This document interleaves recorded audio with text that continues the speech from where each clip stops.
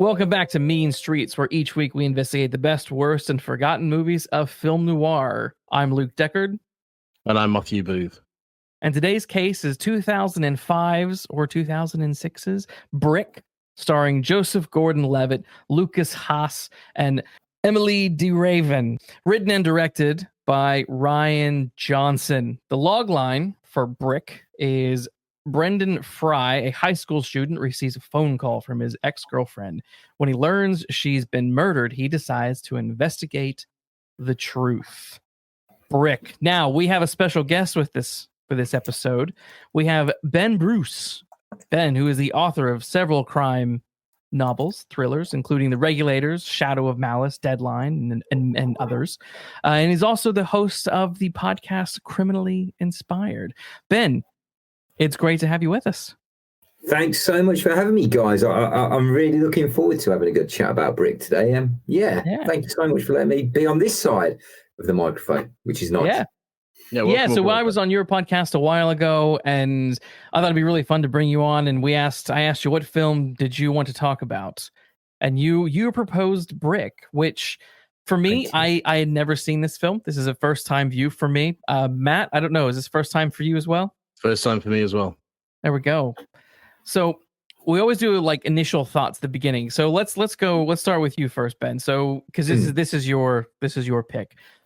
When did you see it, and what were your initial thoughts, or your thoughts sort of now, all these years later? Yeah, I mean, I must have seen this initially, probably after it first came out on DVD. So what are we talking? 2006, probably late 2005, something like that. The film came out in 2005 at the cinema, didn't it? So whenever it made its way to DVD, because I think I was still too poor to have a Blu-ray then. And at that time, I was recently out of university. I'd done a media production degree at university and was convinced I was going to write the next great script. Worked out at that point that I was, just the tortured part of a tortured genius. And Brick it really just grabs me because it was taking film noir, and as I'm sure we're going to get into in a bit, it took it in a different direction in terms of the setting, in terms of the characters and things like that. And it just felt really accessible to someone like me, a young guy, fresh out of university, can see the possibilities of this sort of indie filmmaking, to see the stories you can tell, which I could, quite clearly recognise the genre, but done in a completely different way. And I was completely engrossed by it at the time, massively. And in a way, I think it's certainly stood the test of time. Although watching it, 20 years on nearly, with a completely different mindset and completely different gaze, the gaze of a middle-aged man now, as opposed to a 20-something full of ideas, it does take on a different perspective, but still thoroughly enjoyed it, I must say, for the reader. Matt, let's move over to you. I'll go last. What is your initial impression of Brick? Well, one of the joys of doing something like Mean Streets is, for me, on a personal level, is that I get to watch films that I've either never heard of or wouldn't necessarily watch on my own terms. And this falls into both those camps. I knew nothing about this film. So logically, I'd never seen it. And so I was watching it very much with an open mind and with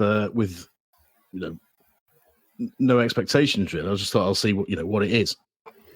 And I thought it was fascinating. I liked some of the things it did with film noir tropes and film noir situations, which we'll come on to in a minute. I have some issues with it. I think we might all be honest enough to say that, I think. But I found it interesting. I found it was an interesting watch. And some parts of it really stood out to me. Some parts of it I thought, what? And some parts of it I thought, nah. So I'm sort of, I think it was a mixed bag for me, but not one that I necessarily thought, I can't wait for this to finish, necessarily. Okay. And there have been some episodes of this podcast where I've desperately wanted that to happen on the film. Well, like I said, this was my first time watching it, and I'll be really honest. I knew nothing about the film, and I purchased it yesterday to watch, and when I went to purchase it, I noticed the name Rian Johnson, writer director, and I sunk inside. That alone, like, I normally don't trash directors and writers this harshly on my show. I leave that for Twitter. But I will caveat this whole discussion by saying I am not really a fan of Rian Johnson's films at all. And I went in hoping, I tried to keep an open mind. I went in hoping that this might be the outlier. And I feel like it was a very typical Rian Johnson movie, and that there are a lot of interesting ideas. And I liked the idea of a noir premise set within a high school world. But I found myself frustrated with character motivation, character depth, plot logic.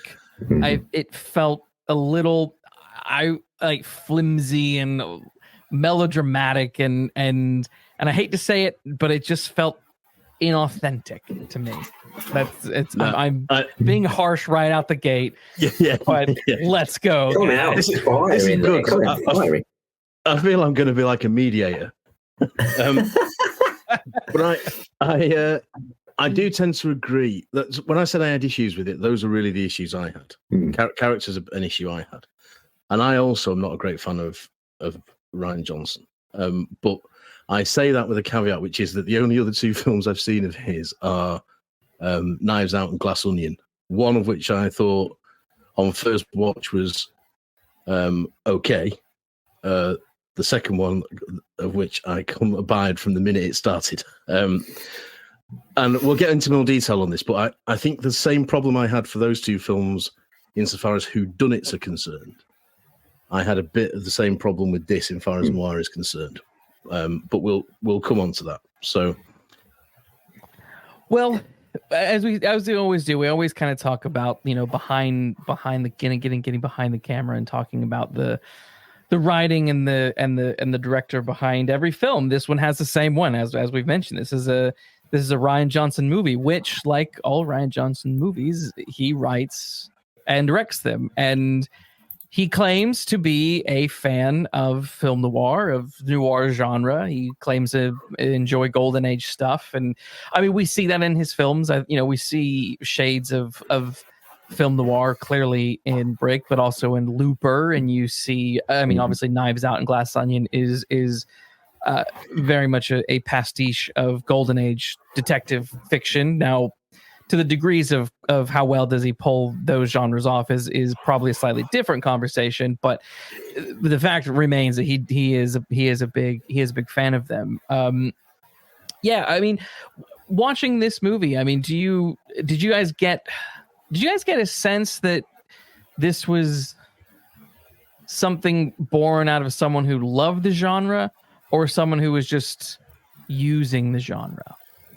I think that's an interesting question. And I think the thing that I've come to understand with Rian Johnson, watching a lot of his films, is that a lot of the time the genre is something that he plays with, he experiments with. He doesn't, and whether he loves it or not is a good question. I remember I sent a tweet. You talk about your angry tweets after watching Star Wars. The Last Jedi.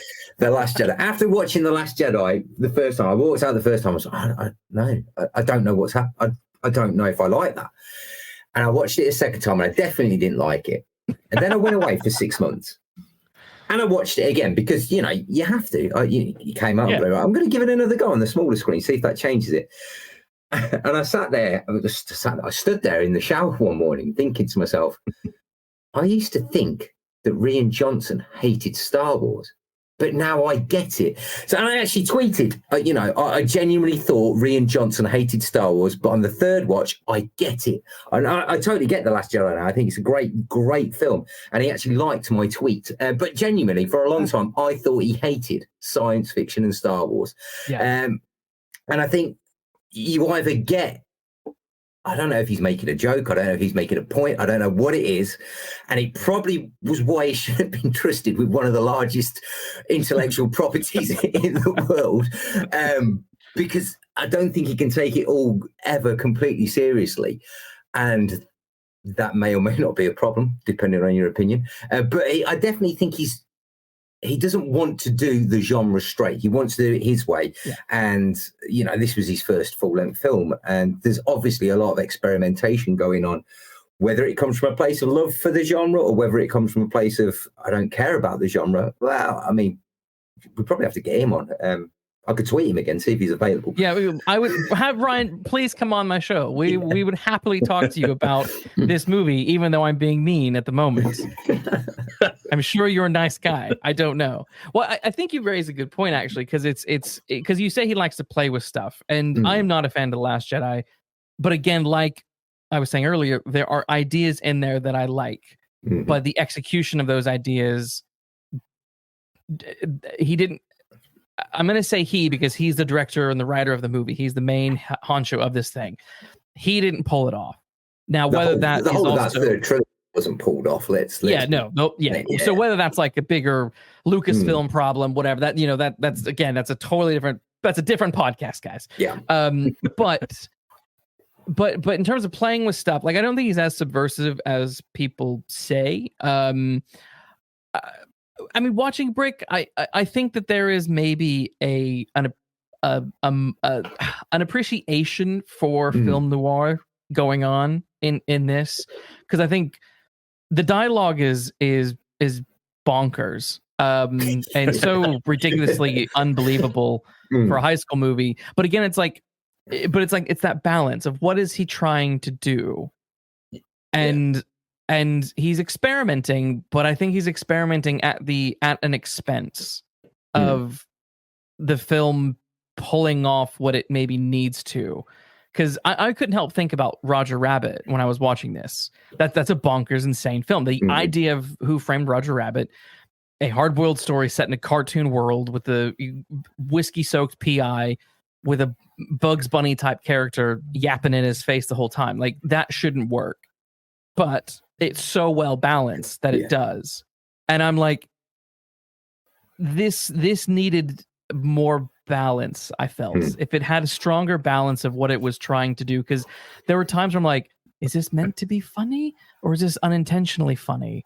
Or why is this particular aspect so weird when nothing else has been this weird? And do any of these high school students actually have class? yeah. See, my take on it, especially watching it the second time round recently, was that, well, it must be third or fourth time now. But my take on it was that when you think about yourself as a high school student, especially when you're a young lad, you don't half take yourself seriously. When we talk about the precociousness of youth, I mean, there's nothing more precocious than a 17, 18-year-old boy. We are so absolutely full of ourselves, completely convinced we are right on every single level. And in that way, Brendan really epitomizes that. And his persona is, I'm this private detective guy. I am this hard-nosed, PI. I can solve any crime. I can do this. And the more I watch it, the more I become convinced that we're only seeing it through Brendan's view. We're only seeing it through his gaze. So that's why it's set as a film noir, because he believes he's a private detective. He believes he's in a film noir. That's who this kid is. And the moment that you sort of see, actually, there's another reality is when he's in... I've forgotten the kid's name, the drug dealer. When he's with the pin. When he's around the Pin's house and they're having breakfast and his mum's just making breakfast, like, this is completely not abnormal. This is fine. My kid's just got a friend around. He's not a drug dealer. I'm just making breakfast for him. That's because to her, she's got no clue what these kids are up to, no idea what they're doing. So life just carries on regardless. And it's just, my son's got a friend round. And it's the kids who are completely up their own arses who actually run the narrative of the film. And that's why it's kind of got that pretentious angle, which I can totally understand why people don't get and don't appreciate, because it is massively pretentious. Yeah, I sort of set Ben's point on that, but I find myself agreeing with Luke that I did watch it thinking, is this a spoof? You know, is he taking the mickey out of the genre here, or is he sort of paying homage to it? And I couldn't decide which it was. I think it's both. I think it's genuinely both. Yeah, but I mean, the dialogue is bonkers. It is as if someone's put like, write me Raymond Chandler dialogue through some sort of AI or bot or something, and it's produced this script, you know, and you think, but it's got a tinny ring to it. It's not quite Raymond Chandler, you know. And I kept thinking, people don't talk like this. This is not what people. They get away with it in a Chandler script because it's Chandler's own thing. Chandler doesn't even talk like this. Hammett doesn't talk like this. No, it's, you know, it's. But that's what it's trying to be, isn't it? It's trying to be that. You know, there's all these sort of similes coming around. There's all these, you know. He says something about I'd have to keep both my eyes on my hands or something. I have to keep one eye on both my hands or something like that. And you know, talks about being a piece of meat and stuff like that. And I think people don't say this. Now, if it were a spoof, I'd be much more on board with that, I think. But I'm not convinced that it is a spoof. I don't think he is taking the mickey out of it. I think he is taking it as seriously as he dare. And I think that the question as to whether he loves film noir or not, again, I don't know. But it strikes me that he probably likes Golden Age detective fiction more than he likes film noir and hard-boiled stuff, because I think as a sort of love letter to these types of stories, Knives Out probably works better than this does as a love letter to PI fiction. You know, I think so. Yeah. Yeah. I mean, Knives. If you really deconstruct Knives Out, and certainly Glass Onion, none of it makes any sense. But that's true of Golden Age detective stories. Yeah. You know, a lot of Agatha Christie's most famous titles, if you really deconstruct them, they don't make any sense at all, and they never work in real life. So you could go a bit up your backside saying that's the point. You know, it should never make sense. But as a straightforward love letter to that type of crime fiction, I think Knives Out works pretty well. I'm not so sure this works as well. No, but that's my sort of overall take on it. Yeah, but it had a budget of $450,000 and made $3.9 million.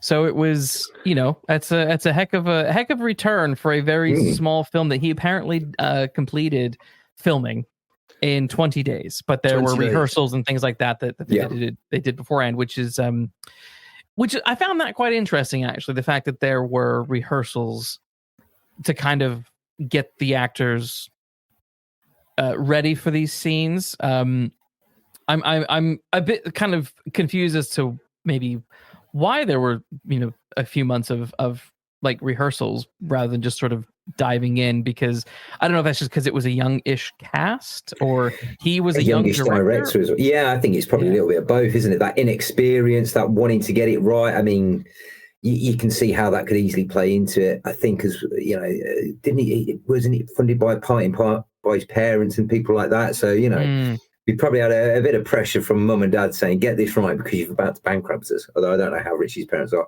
Is he a Nepo baby? I mean, he's got to be if his parents. I don't know, actually. I don't know. He might be, but but actually, I sort of take it easy on Nepo babies. Some, you know, they're not all. How famous is your parent then? They're not famous at all. I was going to say they're not famous at all.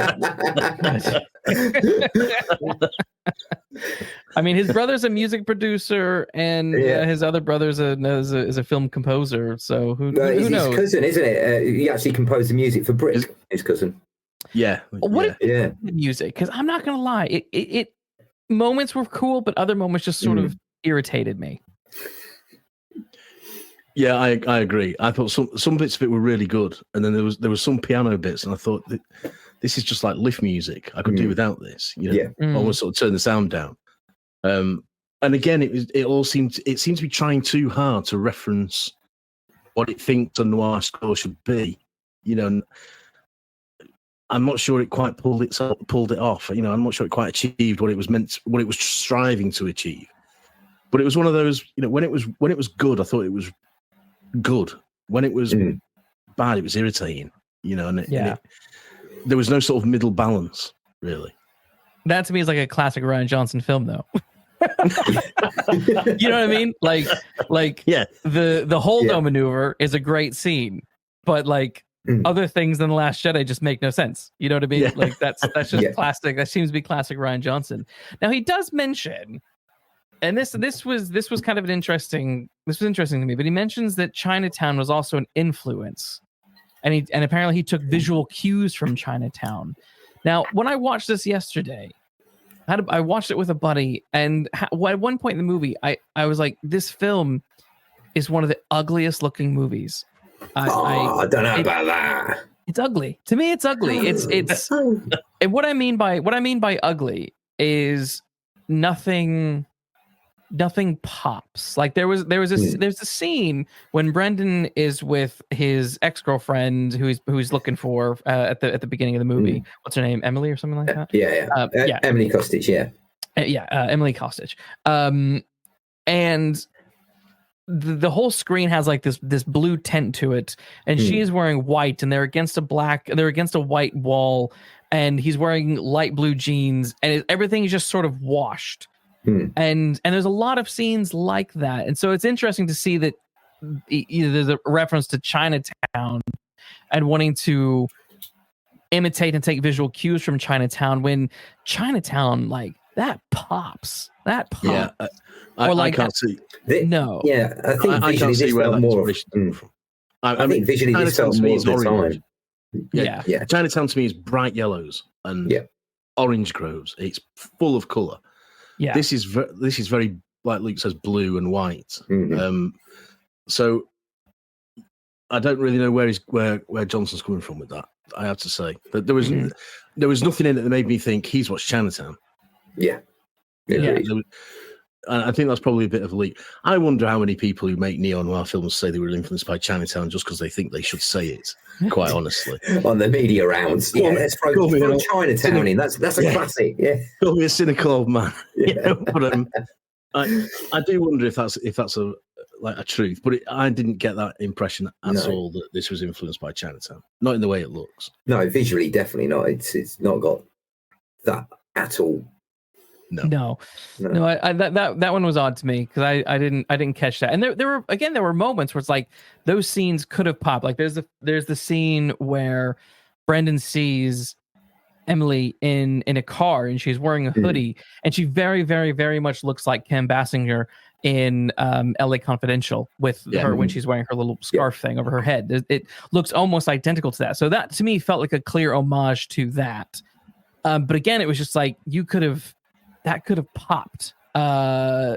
You could have made that pop a little bit more. And so it's just, I don't know. I think that was also part of it. It's like, well, I'm watching a movie that just feels like visually it's like it's one note, and that's something we love about the classic film noir is the ones that really have interesting plays with light and shadow. And I mean, this film has opportunity for that. I mean, the whole sort of drain where a good number of scenes take place.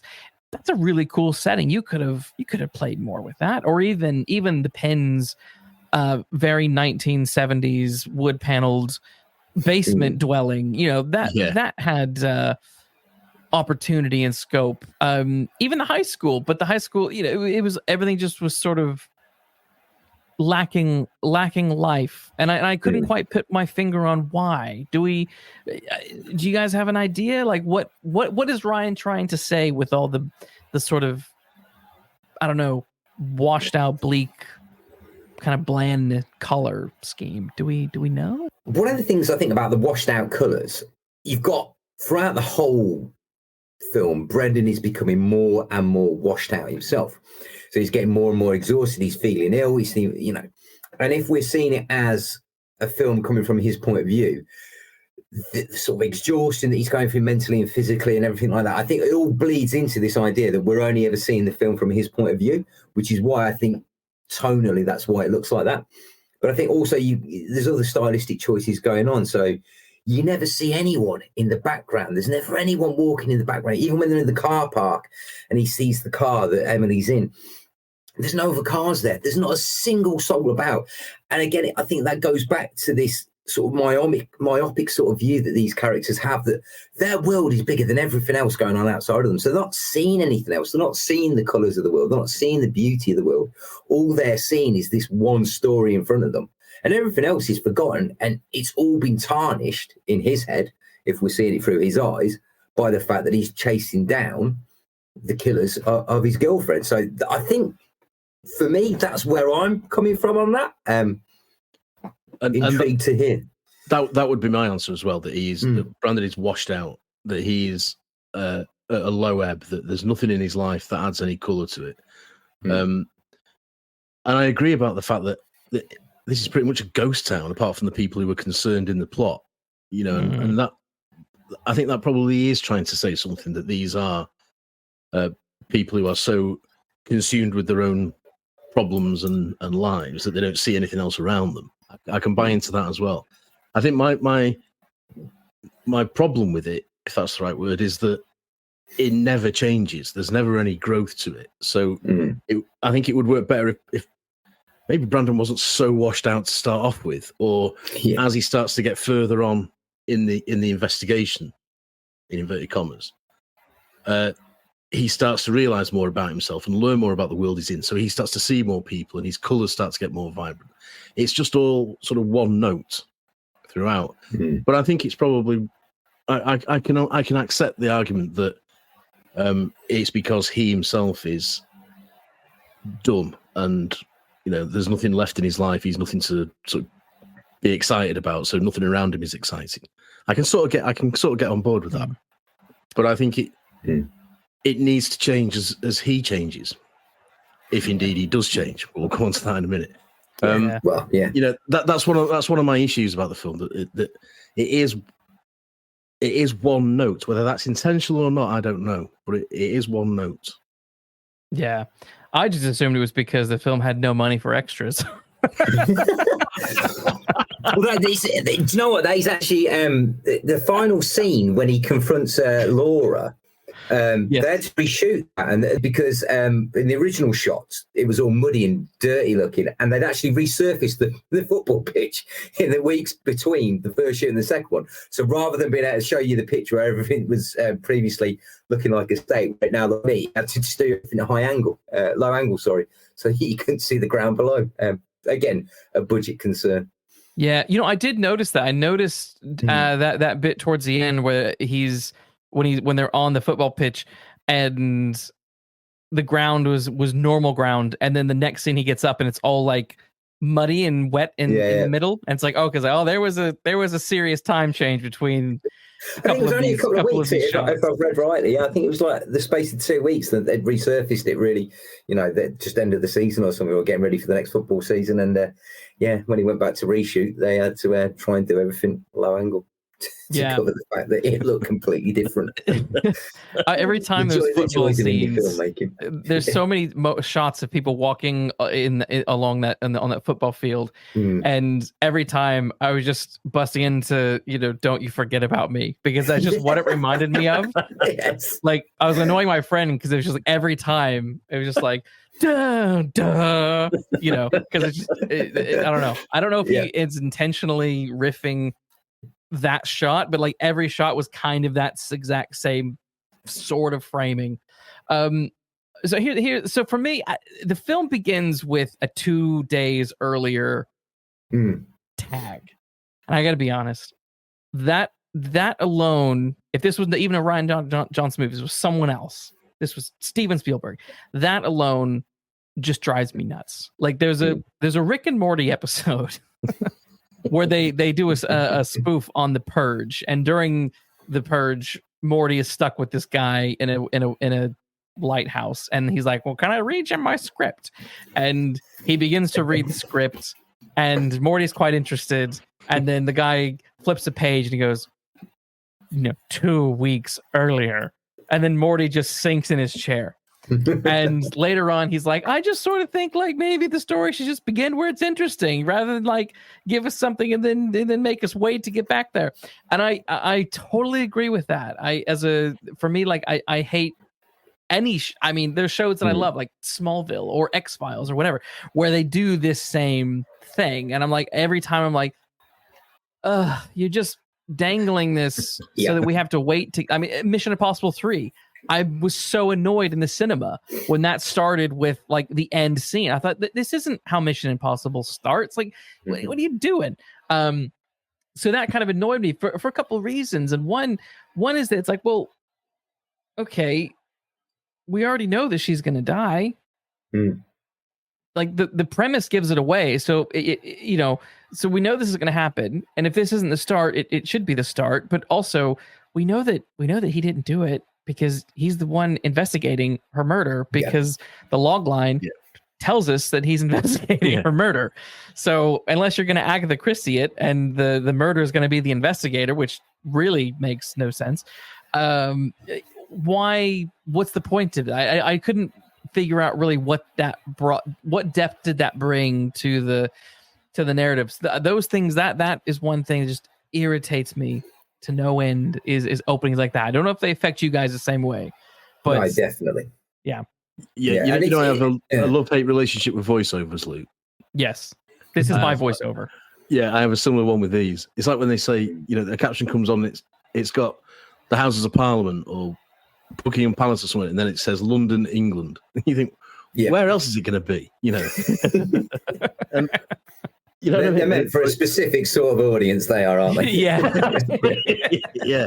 yeah. Not me, obviously. But yeah, it's interesting.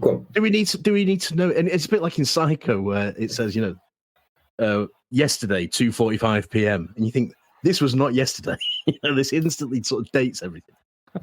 I don't really understand the necessity of captions like this. No. I sort of agree. Start where the story needs to start. If it and things like this, I sometimes think things like this work better when there's no sort of jumping back in time all the time. Yeah. And these some of these things should just be linear. But that's my simple mind working. What do you think, Ben? It's interesting because Rian Johnson's actually said that he would have not used it. He regrets putting it in there. The whole the card, the whole sequence, and everything. He's actually said no. Actually, probably shouldn't have done that. It takes away so much from the film afterwards. But it felt like a good idea at the time, and I think again it sort of lends to that first film making mistakes sort of narrative, and it is like we obviously think he's very flawed. Some of us more than others. But, what? I would agree. This is one of the biggest ones. I've got another one which we'll come to at some point, I'm sure, which is my biggest bugbear with the film. But yeah, it just takes away so much. There's so much that can be revealed. You're on a journey when you're watching a film or reading a book or anything like any narrative. You're on a journey with the characters. If you get plonked halfway through that journey, well, everything else that comes before is kind of irrelevant. The building their relationship, when she's, phoning him up and driving away in the car, there's no actual tension there because she's going to die. And you've already accepted that. And yes, that's sad. A character is going to die and she seems like she's, a bit troubled and she's probably all right, but shame. But you don't actually genuinely then, there's no sort of ticking clock. There's no, oh my God, are they going to get out of this? It's just like, she's going to die. And that's, it's a problem for an audience when they're confronted with that sort of emotion. Yeah. I'm curious, what is your other bugbear? Because in case we don't get to it, I'm just curious. Let's just pick up on it now. It's the whole reason she dies. I just felt it was... Do you know, the way they treat her character throughout? I mean, Emilie de Ravin at the time, she was a big deal. You guys probably remember Lost. She was the big face of that, wasn't she? And she was everywhere. So I think probably one of the reasons I ended up watching the film in the first place was because she was in it. And they were certainly marketing her a lot more strongly than her performance, the amount of screen time she had in it warranted. But, she was a big deal. But her character doesn't really do it. You never go on her any sympathy for her. She dies. And that's it. And you don't actually feel it. And actually, she's going through a lot of trouble. But in a way, the way it's presented, and again, perhaps it's because it's through Brendan's eyes, you actually kind of feel a little bit like maybe she deserved it, which is a horrible emotion to have for any sort of victim. But she's pushing everyone away. She's being a bit cold and callous. And actually, she's playing around with a lot of guys. And it turns out she's pregnant by someone else and she's messing around with this guy, messing around with that guy. Do you know what? Let's face it, that's the sort of thing that I think in this day and age, you'd sit there and go, oh, no, I don't want to write a female character like that. And rightly so, because it just completely demeans her and makes it completely devoid of sympathy, which, again, where's the sort of motivation for anyone to want to see this through? Yeah, I did find myself at several points during this, particularly when Brandon keeps getting his head kicked in, thinking, why is he doing this? And I have to keep reminding myself why he was bothering and not just sort of going to school, forgetting about it. For that reason, you think he's going through all this for her, but why? And then it's one of those where you just sort of have to say to yourself, don't ask any questions about that. Don't think too deeply about that. They had a thing and he wants to know what happened to her. That's as much as you need to know. And that really is as much as the film thinks you need to know. But I'm not really... I just think, why would you go through all this torment? But again, I think back to what I was like as a 16, 17-year-old lad. I mean, you get hung up on a girl. And your whole life becomes... And the things I used to get myself in knots about for girls back in the day, good Lord. I think I'd only allow myself to get battered that severely once, though, before I thought, maybe this isn't worth it. I don't mind the idea that he's dogged about wanting to find her because he's in love with her. So Ben, I agree. I know what that's. I remember what that was like being a teenager and being head over heels for some stupid girl that isn't going to pay you any attention or whatever. It's going to and maybe that is perhaps what he's trying to say is that she's not really. But you're a boy and you're making a stupid decision because my overall problem character-wise is that I don't care about anyone in this film because I kind of don't feel that any of them go beyond the surface.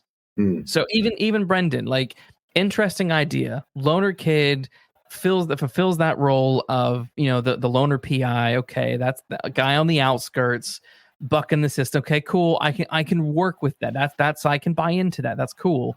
But outside of that, I don't know who he is. I don't know what his life is. I don't know who his friends are, apart from the brain. I don't know what his family life is like. I don't know what his school life is like. I don't know. Whereas you watch something like The Big Sleep or Who Framed Roger Rabbit or Out of the Past or Blade Runner, like, you get an idea very either quickly or subtly something about the detective's life that you begin to sort of latch on to, and that was something that was missing for me, but with everyone. So you had like Kara, the drama student girl, who is an interesting idea, but beyond her just sitting in front of her makeup mirror, what else do we know about her? Tug is maybe the most developed of everyone, but still pretty superficial, because like, what's that room where all those guys are wearing white tank tops and like, are they white supremacists? Like, what are they? Like, I don't, it was odd. The pin as well, like, why is he dressed like a vampire walking with a cane? Like, that kid in real life would not be a drug dealer. He'd be a nerd getting made fun of and getting strung up on a flagpole. Because, so so it's like, I need to know more about.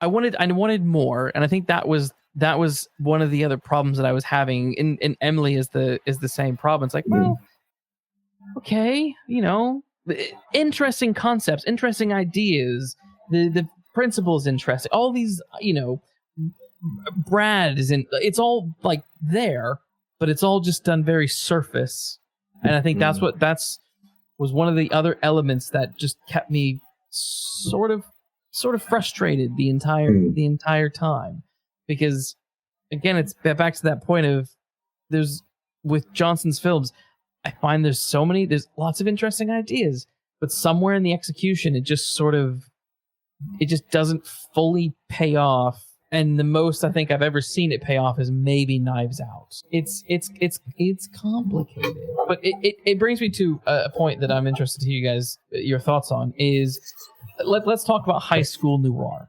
because that was the big thing that Johnson thought would be a fun idea that would subvert the genre a little bit, is to transpose the film noir kind of outline into a high school setting.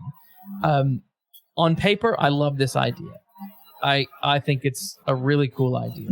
In execution, I'm not sure, because I love the idea of it. I think it's quite. It has a cleverness to it, but I'm wondering if the execution of it really worked.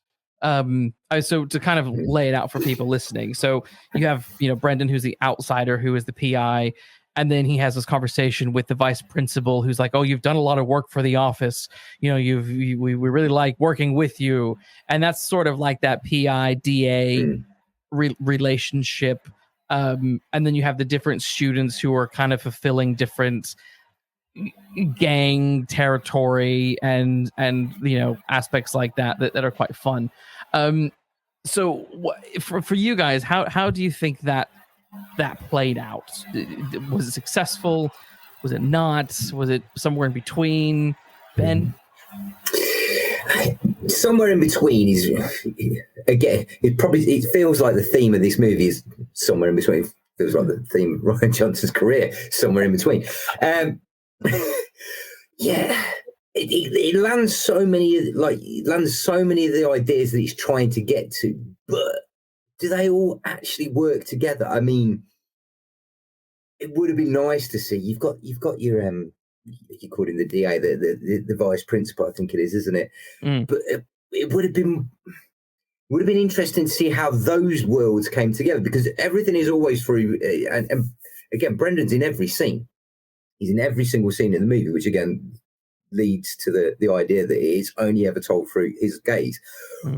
But I think if you took away from that, perhaps, then you get to see that wider, and you get to see how everything knots together, and perhaps you get it presented a little bit better, and that makes the high school noir universe believable. But then do you end up tearing it down when he's outside of his universe, outside of his gaze? It's interesting, isn't it? Yeah. Yeah, I think it's a really good idea. I think it's a brilliant idea. And it is trying to do something new with what is arguably a very tried and tested and easily mimicked and mocked genre, easily lampooned. And I think there should be credit given to this film for trying to do something different with that formula, and setting it in high school is great. I think with Luke, on paper it's brilliant, and I wanted to see more of it. Really, I wanted it to be much more obvious than I think it is, because I think that the most obvious example of it is with the vice principal, and I got the interesting. You say DA, Luke. I got the sort of senior cop. Yeah, I got the sort of the Bernie Oles idea of you got to give me what you know. I can't protect you anymore. You got to give me what you know, Marlowe, or else things are gonna go down. And he says, "Give me 2 more days, Bernie," and all that business. That's what you get. And I thought it was a shame there wasn't more of that.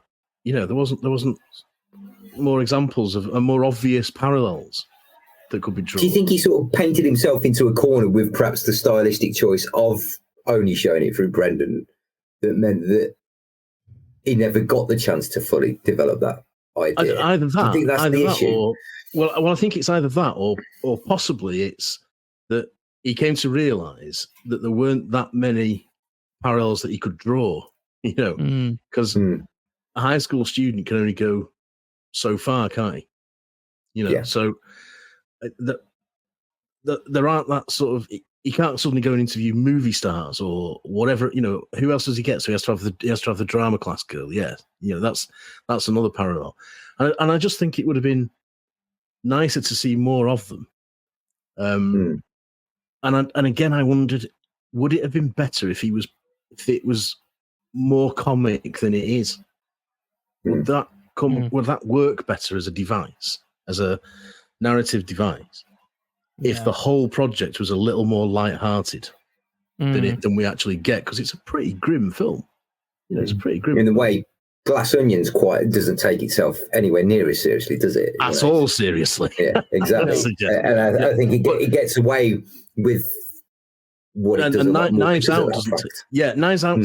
I think Knives Out's got the best balance of being a serious attempt to make a modern whodunit, whilst also poking fun at it. And so you get Daniel Craig's character, whose name escapes me, with his ridiculous accent. Just as you've got Poirot with his ridiculous accent, but this is taking the mickey out of it, And I think if there was just a lighter touch to Brick, it would perhaps be a bit more successful than it is. Because I think the concept of a high school noir thriller with a school kid detective is a good one. Up against schoolyard thugs is a good one. I don't even know if it needed the lighter touch. I'm thinking about shows like Smallville, which are basically weekly detective stories. It's Clark, Chloe, and Pete solving some mystery while also stopping some person with superpowers. So I don't actually know if it needed a lighter touch. I think it just needed more fleshing out, more life to the school. And that's what I'm saying. Like if we had an idea who Brendan was in school, what a day in school looked like for him, and who he was encountering or not encountering, and why. If the mystery of Emily tied into not just maybe some students, but maybe there's like a dirty teacher somewhere in there, you know what I mean? Like that kind of stuff could have led to, okay, you got your high school setting, that kind of thing. Okay. Or, okay, well, she's seeing some guy who's in college, or, that sort of stuff easily could have been fleshed out and enhanced to make the world feel more lived in. And for me, my problem was this world didn't feel lived in. It felt like I was watching sort of a first year drama student or film student play with ideas of film noir without really knowing what they were trying to do. Because for the life of me, I mean, honestly, if I look at it, two things. Why is it set in a high school? Like, if we seriously ask that question, there's nothing about this story that needs to be set in high school or learns anything because of its high school setting. And two, why in the world is the vice principal so, like, why is he like the top dog when it comes to taking down this drug kingpin? Like, everyone's like, I'm gonna tell the vice principal on you, and I'm like, do it. Yeah. Like, what's the vice principal gonna do about drugs in my house? Nothing. Nothing.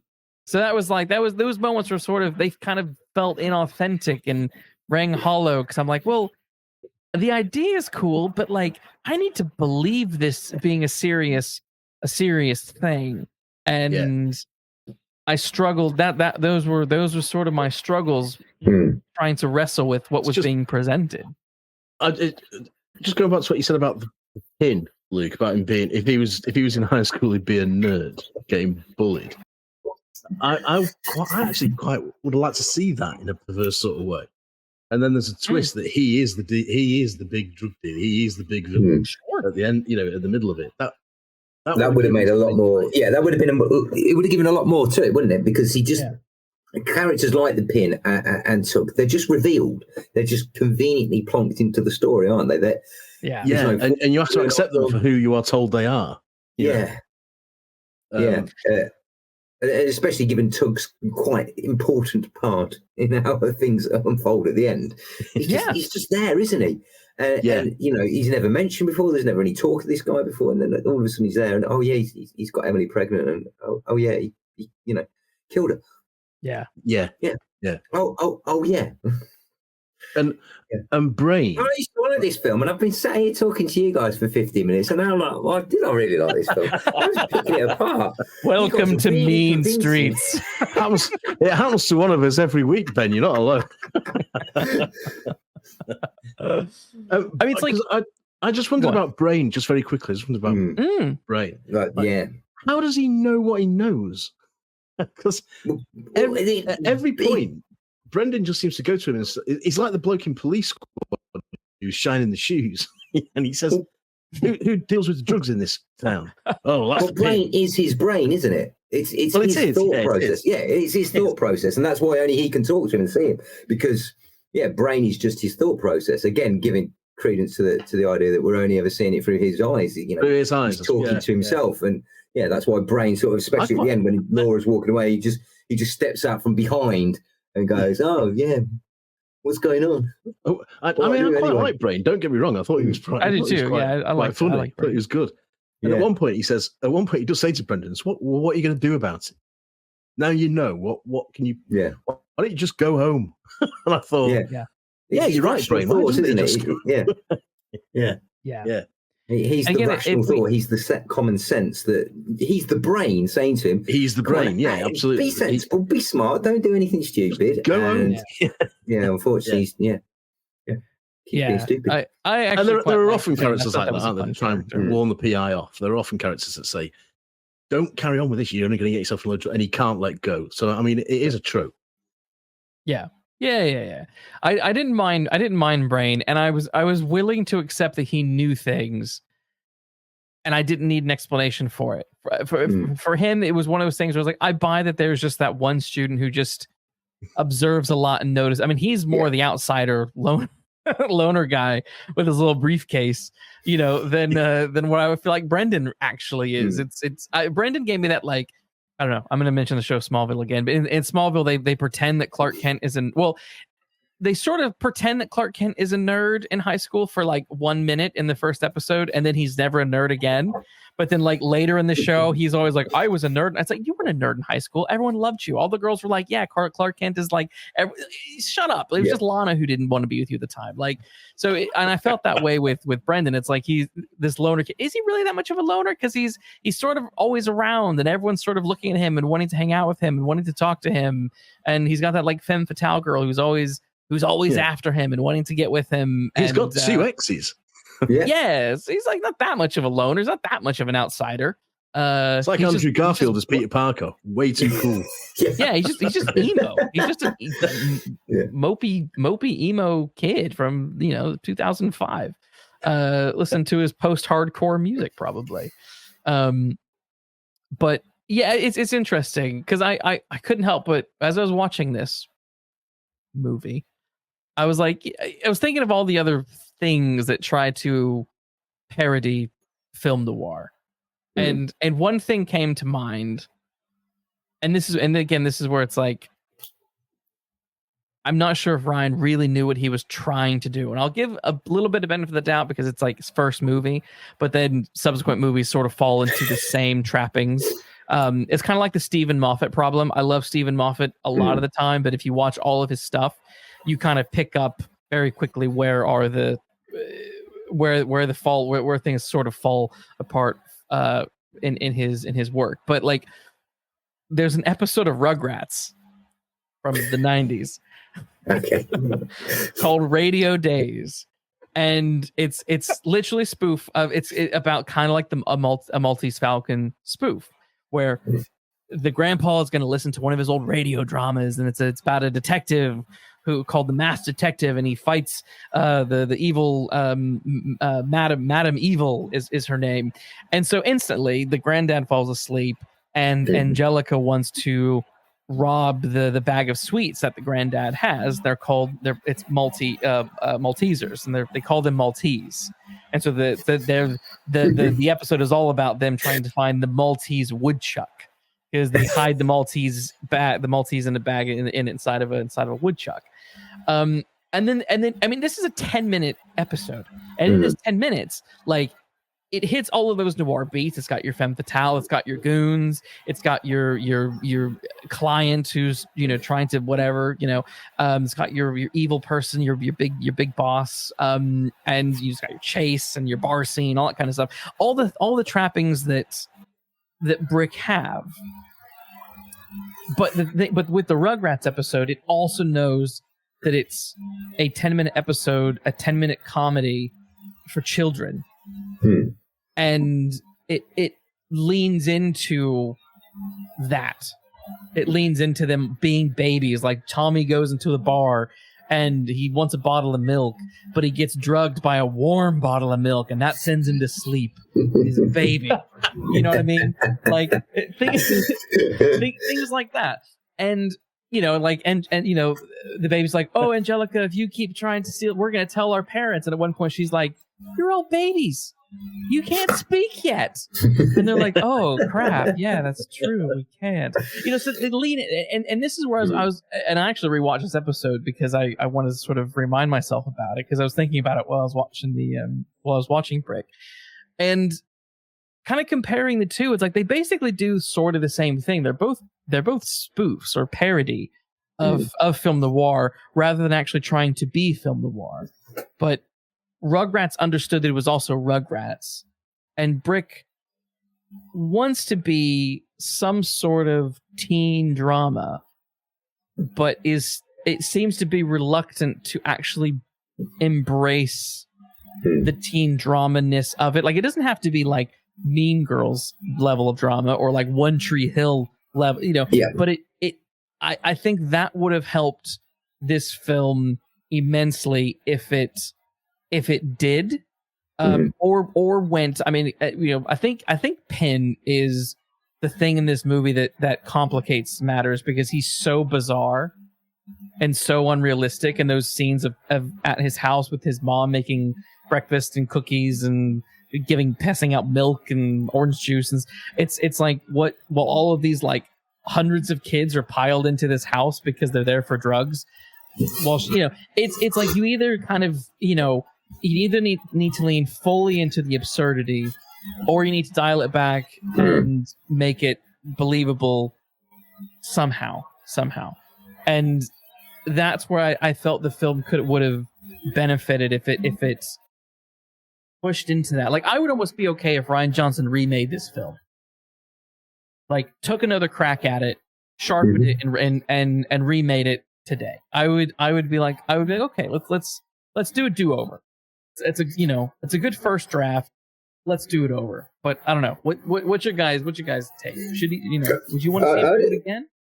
I'd go around again on it. Yeah, I mean, I've obviously enjoyed the first one. I'd rather see him have another swing at The Last Jedi first. See if we can get that right, and then maybe they can make a third one at the start. But yeah, different podcast. Yeah, I mean, I know what you're saying. It never fully commits to a bit, does it? So it would be good to see it in that way. It's interesting you bring up Rugrats, and I think perhaps the one thing that Rugrats has an advantage on, that it's certainly going back to what you said earlier, is you were talking earlier about character development and how you didn't really know these people. We're in Rugrats. We all know the Rugrats. We all know these characters. So I think what you're really saying, Luke, is that you're looking for an extended universe of Brick. I think that's what you're really looking for, the spin-offs and everything like that, every character to get their own show. But do you know what? Joking aside, I mean, there is scope to develop, isn't it? It's not. It's definitely a flawed film, and I think that in many ways is why I enjoyed it as a film student, because I thought you can get that made. Hold on a second here. I'm better than that. Haven't made a film yet, so I couldn't have been. But do you know what I mean? Matthew, you're both writers. We all know the process that we go through as editing. And even when we put that book out there into the world, we always sit there and go, I could have done that a little bit better. And we all say, you've got to draw a line.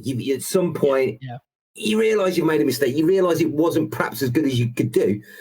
Rather than go back and rehash something that you've done before, go and do something new with what you've learned. Take on board those mistakes. Now, there's the question, the big question when it comes to Rian Johnson. Does he take on board the mistakes? Does he learn from the errors he's made? I can't think of a more diversive filmmaker at the moment than Rian Johnson. I think he really does. He's really Marmite. You either love him or you hate him. And I live in a house where I love him and my wife, not so much of a fan. bless her, she was devastated to rewatch this. But Tell her sorry. Yeah, I would. But I would like to see him continue progressing and continuing to adapt and improve. And one day there is I guarantee you this, there is a perfect Rian Johnson film coming, because the ideas, the concepts, they're all there. And if he can just nail the landing, this guy's got something special. First of all, I fully agree that you have to draw a line, and it happens that somebody will read one of your books and say, "Don't you think it would have been better if you did this twist?" And you go, "Yeah, well, of course it would." But 3 years ago, I didn't think of that. So, you've got what you've got. Enjoy it. So what? Sue me. So yeah, that's definitely true. And also, your first book, there's always room for improvement on it, isn't there? So, your first film is always room for improvement.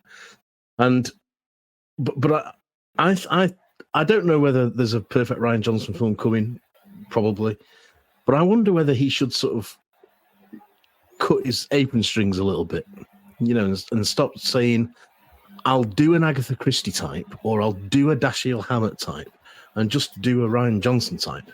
You know what I mean? And just say, maybe he's sort of bound by his influences now and tied down by them, and he needs to just sort of take what he's learned and, step forward.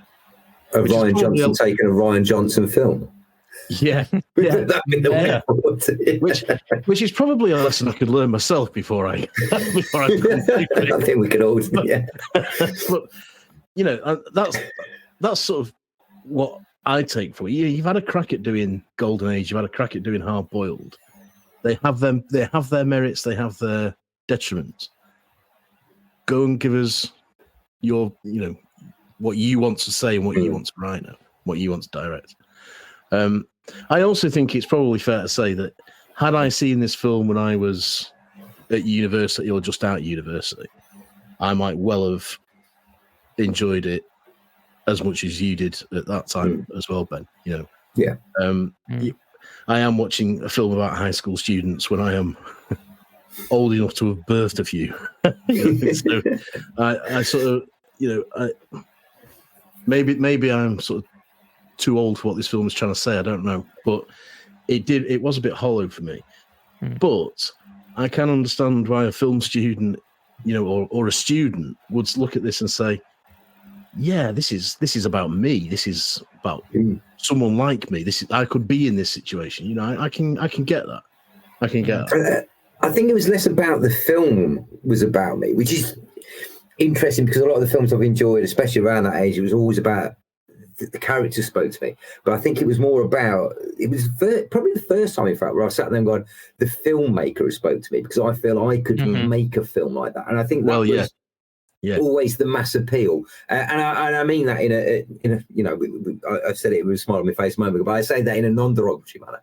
I actually thought to myself, this is how you make something, a genre piece, and make it accessible to perhaps the budgetary limitations you have, or location, etc., etc. And this is how you do something on that scale and make it feasible and get it onto screen. And there was a period thereafter where I was writing scripts with that in the back of my mind. I never tried to do a film noir script or set anything in a high school, but there was that sort of, that opened a door in terms of how my creative process worked for the next few years. And there were some ideas that were spawned indirectly from that, and it was all part of the learning curve, definitely.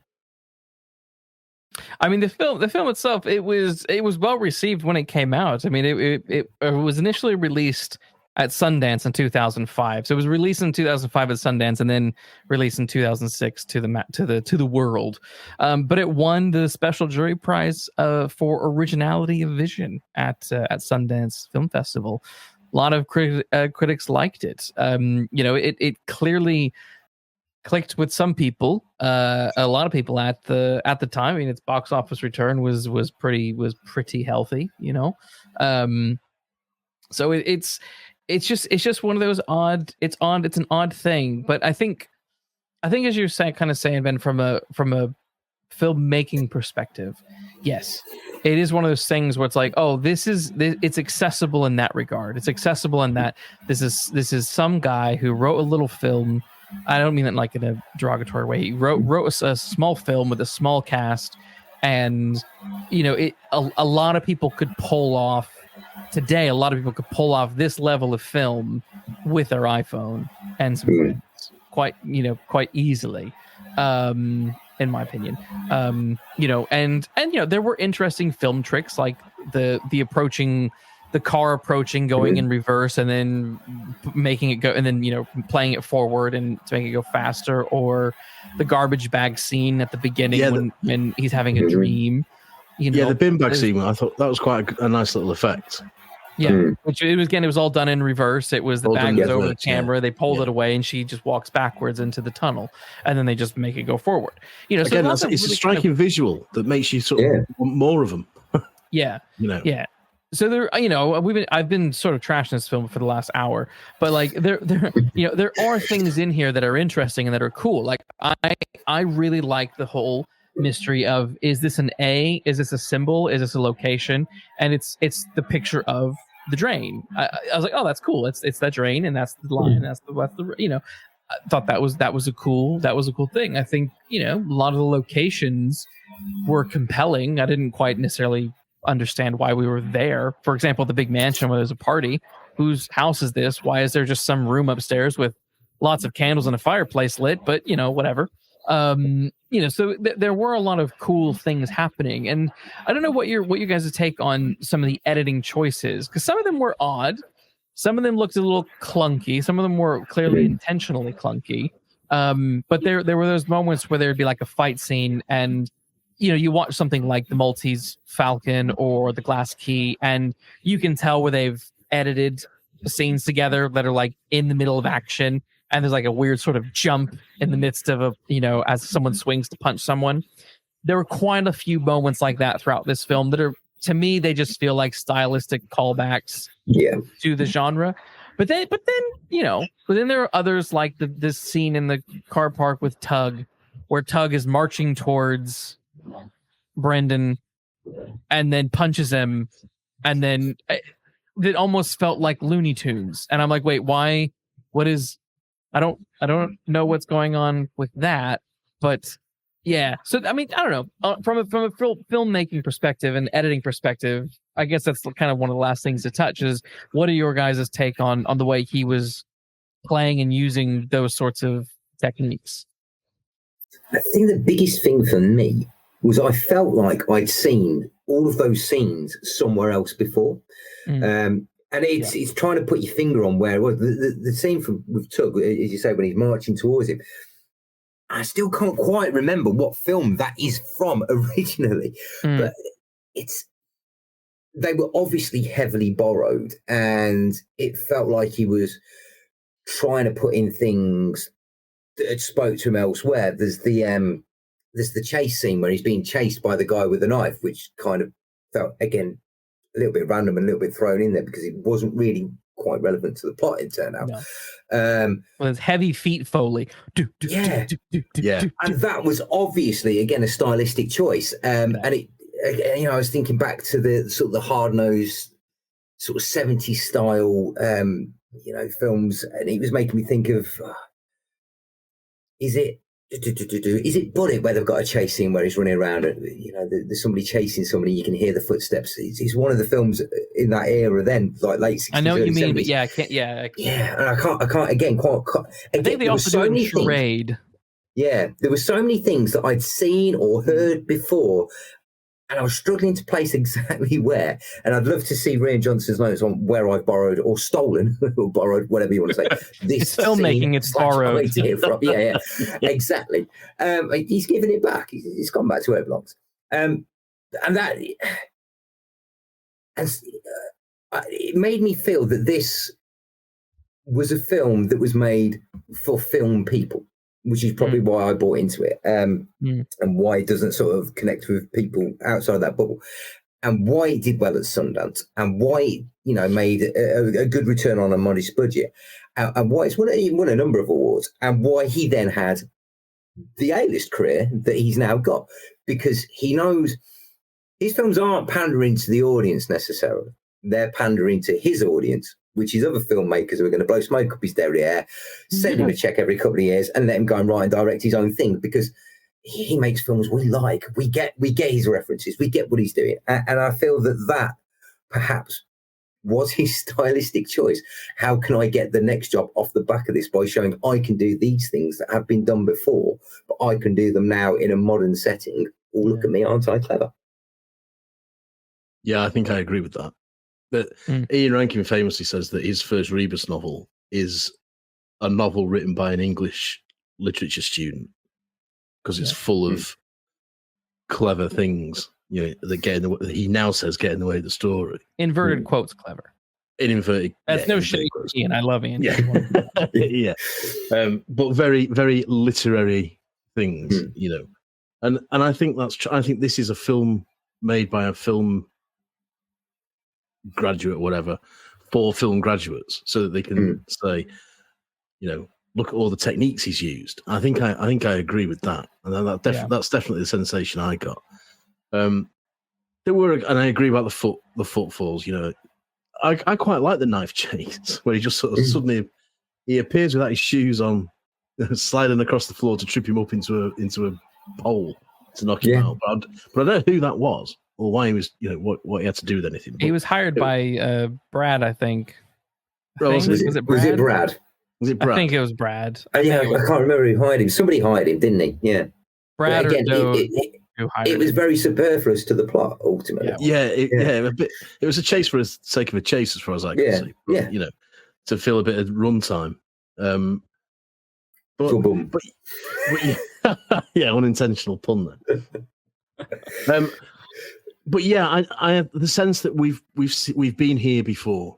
That's that's always at the back of my mind watching this, and very much the sense that as has been the sort of overarching point of this discussion. There's some really interesting stuff in this, but it doesn't quite go far enough. And then I think some of the editing choices fall into that category as well. Why didn't we get more of that sort of bin bag type of image in this? It would have just elevated it a lot more. And a lot of shots of Brandon just getting pummeled and then putting a boot of a car, and then the whole screen goes black, and that sort of stuff. And you've seen this before.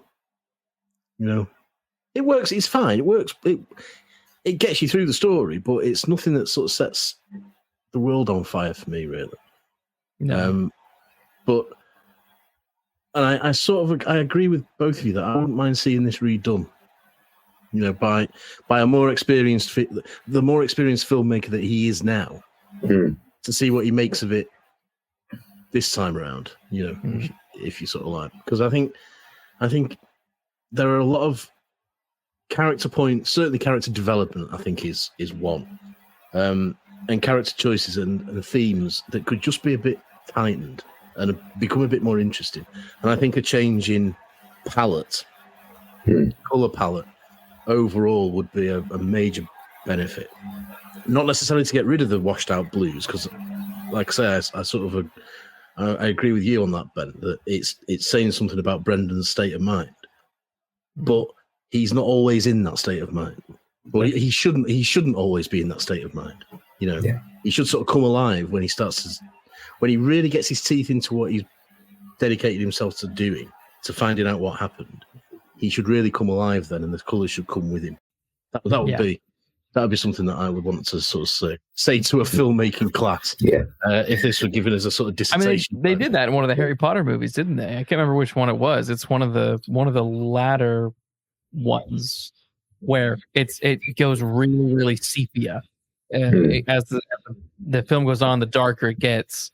As Harry gets more and more distressed by the situation, it gets really, really gloomy.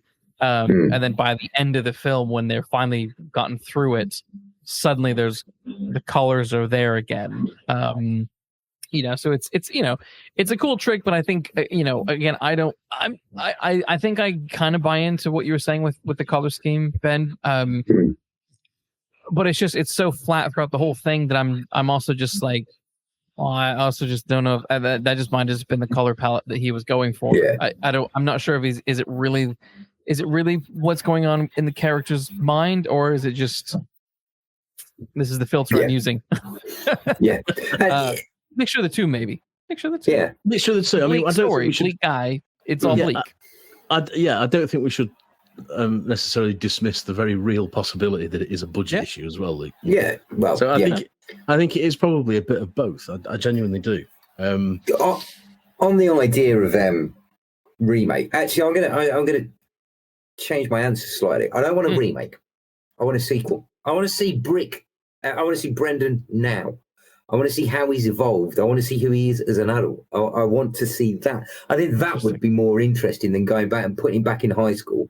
Let's see how he's come on as a grown-up. Let's see what he is like as a supposedly fully baked adult individual, because I think that would then start to open up some answers about what he was, what at the time, what he was going through, whether we were seeing it through his gaze. I think that gives you the scope then to really give him a chance to go back into that world, if that's what it was, or, you know, identify whether it was just a filmmaking choice and so forth. Where would he be? I bet he'd be like a janitor. He certainly wouldn't be a detective, let's put it that way. You know? No. I mean, if he's managed to get to this age, I think he'd be doing well, given his, proclivity for being beaten up and getting himself into situations. Like, he would do very well. Divorced, 2 kids that he doesn't see, probably a drinking problem. He feels very film noir. I think that's where he's going to be, because there's no way he's holding a relationship down with all that baggage. No. Good Lord. No, he's not holding a relationship down. And I bet he's a failure at his work. I bet he's a dull office job. Yeah. Not quite those fantasies. Dull office job, never going to rise detective. above middle management, or even if he manages middle management, he won't get any higher. You know, can't afford the therapy he so clearly needs. Yeah, that's where Brendan is. Ryan, give us a call. We've got the script. Let's go there. He's basically the narrator from Fight Club. Yeah. Fight Club is the sequel that came out before the movie. You've got that, imaginary character in his head. It's making sense. It's making so much sense. So do we actually find out Brain is an imaginary character? Yeah. Are we saying the Brain is imaginary? Yeah. Absolutely. I'm saying Ryan's never said one way or the other. He's just said, well, that's interesting when he's been asked about it. But I'm convinced. You won't talk me out of it. But Brain does receive notes from people that he then gives to Brandon. But maybe that happens off screen and Brandon's got those notes from people. It's not a real time, we're not watching in real time. That could easily have happened off screen. I am convinced. He seems confused, but he's I don't know. It's an interesting idea. At first, when you said it, I was sort of buying into it, but I'm like, but he does. Brain gives him things. So, like, does he? I think it's his working out process, because he's got all this information, but he's not yet processed it, and Brain is just going through the process, and it's only when Brain actually works out what's going on that he can reveal it to him when he takes time to think about what's going on. I really do like that idea. It could work. It could work. Because I guess we never see Brain with anyone else. No. Or interact with anyone else. Especially when he steps out from behind his head when Nora's walking away, and you're like, but he's been there all along. And he just steps out from out the side of his head. He comes out of his head. Yeah. There's a massive tell. I like that. I like that. I could see that. I could see it. I'm almost buying it. I'm there. I'm almost there. You nearly made me dislike it, but I think I'm getting you on board. I am genuinely thinking I might go watch it again, thinking Brain isn't there. Brain is in his head. See if that changes anything. See what it's like. What I make of it then, because I do like that idea. It is fascinating. Like it's I have a lot of this film was a tough watch for me because of my history with really not enjoying most of Rian Johnson's films on a whole. And this kind of felt like the first time I watched the show Jekyll by Stephen Moffat, where it's like, you watch Jekyll, and then you're like, oh, this is why Doctor Who begins to get a little bit clunky, and this is why Sherlock becomes a little bit clunky, because all of that happened in that one season of Jekyll. Like, oh, okay, I get it now. Yeah. And watching Brick is very much like, oh, I get it now. He's always done these things, and this is just his style, and you sort of got it. And I agree that I think there is an aspect of him making this for film people, not film people like me, but film people that are out there. I think that's true. The more I think about that, the more I think that is true. It's a film for film students. He's like the modern day, maybe this is blasphemy, but he's like the modern day Orson Welles, who and I'm saying that as like so we've done a few Orson Welles movies on the podcast, and I have not enjoyed them. I've been disappointed. I've been bummed by the fact that I'm not enjoying these like big time classic movies. Then the common denominator has been Orson Welles, and it's like, well, maybe that's just what Rian Johnson is. He's like the modern. It's not your bag, yeah. He's the modern day Orson Welles. So I think he'd take a compliment. Yeah, I think he'd take it. Yeah. This bloke thinks I'm like Orson Welles. He can't stand Orson Welles either, but he thinks I'm like him. As in, like, I can see merit, but I struggle with the product. And I hate that I just said product, but you know what I mean. I struggle with the story, but I see the merits. I agree with that. I can see why, for example, I can see why everybody loses their minds over Citizen Kane. But I would never really ever want to sit through it again. Yeah, it doesn't interest me at all. So I've strongly agree with Luke on that. You can see the merits of films like that without loving them, and I'm a firm believer that there are people who will say Citizen Kane is the greatest film ever made that have never actually seen it. But again, I'm just a crusty old cynic. Just like there are people who've probably never seen The Last Jedi who say it's the best Star Wars movie. It's all connected. I have never seen The Last Jedi, but the only Star Wars films I've seen are I saw the second lot of sequels and thought, well, that's enough for me. That's fair enough. So, but Star Wars to me is those original three. That is Star Wars ended in 1983, and that's fine. Yeah, absolutely. We've got to give some love to Rogue One. Pardon? Got to give some love to Rogue One. Nah. Is that the one with the CGI Peter Cushing? Yeah. Yeah. And Princess Leia. Yeah. This is a podcast about Brick. Yeah. On that note, before we get into a weird discussion about Star Wars, Ben, we always rate our movies out of Falcons. 5 being the best, 1 being the worst. So now it's time to rate Brick. We'll start with you, Ben. What would you rate Brick out of 1 to 5 Falcons? Oh, it's a firm 4 Falcons for me. Strong. I really enjoy this film. I know it's pretentious, but I'm a little bit pretentious, so I'm all right with that. And it speaks to me in a different way now, and I sort of view it for, like I said, a different gaze. But I still really thoroughly enjoyed the watch as a much older bod than I did, in my mid-20s. And back then, if you'd have asked me in my 20s, I probably would have given it a 5. So it's definitely not aged quite as well. But yeah, we're down in the 4 category now. Great film, really, really enjoyable, but I get why people don't enjoy it. Matt? This is a film which has issues for me, but I didn't wish it would race to an end. So I don't hate it, but I don't love it. So for that, it's a 3. Bang down the middle. Fair enough. Yeah. Like I approached this film without any baggage until I saw Rian Johnson's name, and then suddenly the baggage was weighing me down.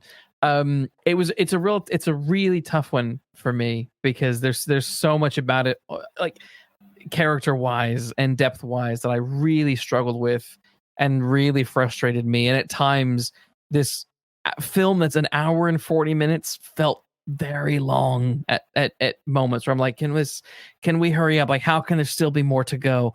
So I struggled with it, but I think the best I can really give this is 2 Falcons. This is a 2 Falcons for me. So it's 4 for Ben, 3 for Matt, 2 for me. It's a divisive film, but that is Rian Johnson. It's so Rian Johnson. That's not a bad thing. That's not a bad thing. No. He would love this podcast. Yeah. He would love it. Yeah, yeah. He'd like we're just going to come on and talk about it. I mean, better to be divisive than to stir no emotion whatsoever. To be so bland that you don't get anything out of it at all. You know. Yes.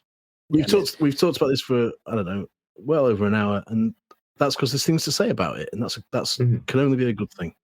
There is. So I guess we've sort of reached the end. So I guess, for listeners, thanks for hanging out with us. If you stuck with us this long, please make sure to like and subscribe and share this episode with people. Tag Rian Johnson about these 2 guys who kind of didn't like it and 1 guy who loved it. More than happy to bring him on the show if he wants to, or Joseph Gordon-Levitt. You're welcome to come on and chat about this movie with us. But do make sure, if you're not following us on social media, find us on X or Twitter, whatever you want to call it, at Mean Streets PC. And we also have a Facebook page. Ben, where can people find you? So I don't do X anymore. So I'm over on That's Threads. Why I couldn't find you. Like, where the hell did Ben go? Oh no, I can't be on there. So I'm over on Threads. I'm on Facebook. I've got my website, benbruce.co.uk. And if you go on anywhere where you get your normal podcast, Not for Criminally Inspired, you'll find me talking to authors about their inspirations for their books as well. Yes. And it's a great podcast, not just because I've been on it, but because it's really good discussions with lots of fun people. But Ben, thanks for coming on. Thanks for coming on. Have you back at some point. Guys. Yeah. It's been fun. It's been good fun. Next time Rian Johnson does one, I'll give you a shout. There we go. We'll do Looper next. Yeah. Looper, I like Looper, yeah. It's been a while since I've seen it, but there we go. And that wraps up our investigation. Thanks for listening. We'll be back next week with another case. In the meantime, please like and subscribe, and be sure to take care walking down those mean streets.